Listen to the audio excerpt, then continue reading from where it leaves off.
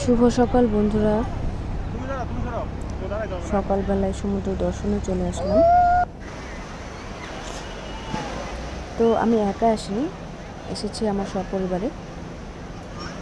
এখানে দেখুন আমার পরিবারের মুরব্বীরা এবং ছোট বাচ্চারা গোসল করছে, আর এখানে হচ্ছে সব কাপড়। সমুদ্র এমন একটা ব্যাপার, এমন একটা প্রকৃতি, ঈশ্বরের এমন একটা দান, যেখানে গেলে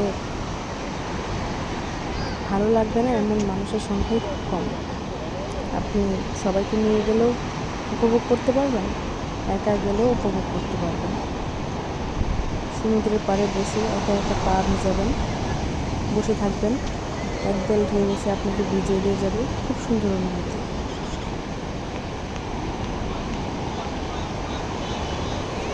আমি যতবার সমুদ্রের কাছে গিয়েছি ততবারই আমাকে আলাদা রকম অনুভূতি দিয়েছে সমুদ্র।